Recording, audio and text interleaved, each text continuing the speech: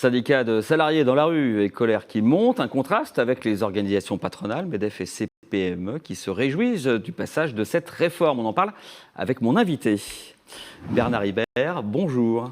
Bonsoir. Vous êtes le vice-président national de la CPME. Votre organisation regroupe des PME et les TPE. Elle s'est toujours déclarée favorable à la réforme sur le fond. Sur la forme, un projet aussi mal voté, avec une opposition majoritaire de l'opinion publique, est-ce que ça ne vous questionne pas ? Ça nous questionne surtout pour les entreprises, dans la mesure où elles pourraient subir effectivement les conditions d'un durcissement des manifestations et finalement un blocage de l'économie. En cela, effectivement, on peut être inquiet. Ce que le président de la République nous a dit hier, c'est qu'effectivement, il y avait probablement eu un déficit d'explication. En tout cas, l'exécutif n'a pas su convaincre. Ça, effectivement, on l'a bien entendu. Mais ce que je voudrais aussi vous dire, effectivement, on a toujours, et depuis de nombreuses années, été favorable à cette réforme.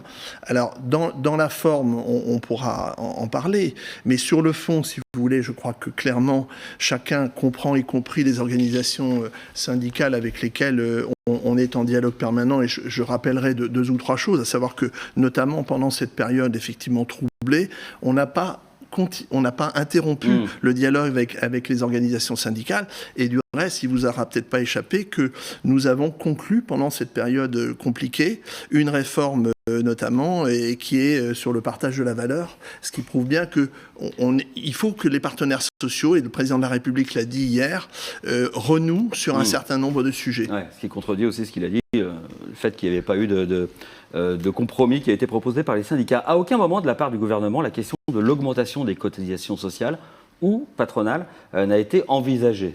La CFE-CGC, dont on parlait tout à l'heure, proposait dans un projet de réforme des retraites quelques euros par mois par salarié, et puis aussi du côté patronal. En quoi est-ce vraiment impossible, on parle de quelques euros, à mettre en place ? C'est très intéressant la question que vous posez, parce que précisément, dans le régime des retraites, parallèlement, vous avez un système qui s'appelle Agir Carco, qui concerne aujourd'hui 13 millions de retraités, donc l'essentiel des retraités du secteur privé, et on a redistribué l'an dernier quelque chose comme 85 milliards de retraites complémentaires. Ce que je veux vous dire, c'est que ça, on n'en parle pas parce qu'il y a un principe de réalité qui est celui que nous avons interdiction avec les partenaires sociaux de faire du déficit.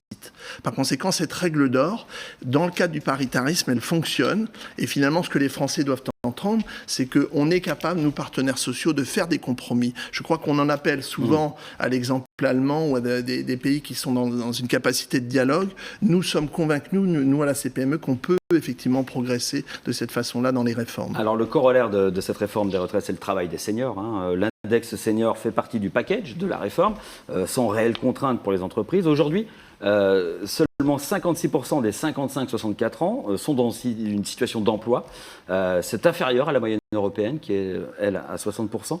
Que propose une organisation comme la vôtre pour garantir un plus fort taux d'emploi des seniors ? Alors, la première des choses que je voudrais vous dire, vraiment affirmer ce que nous pensons à la CPME, c'est que nos seniors, c'est une richesse pour nos entreprises. Moi, je dirige une entreprise artisanale.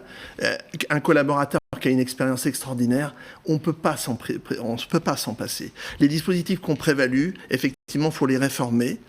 Il faut, et ça concerne essentiellement, malheureusement, les secteurs du tertiaire, le secteur bancaire, l'assurantiel, etc., où là, effectivement, ces dispositifs ont privilégié finalement le départ prématuré de ces collaborateurs. Dans les TPE-PME, ça n'est pas possible. Et vous voyez, aujourd'hui, ce que je voudrais vous dire tout simplement, c'est très simple, c'est que pendant la crise Covid, on redoutait de perdre nos clients. Aujourd'hui, ce qu'on regrette, c'est de ne pas trouver de collaborateurs. Donc on ne peut pas se passer de ces gens-là, de cette expérience-là. Donc la démographie va vous aider.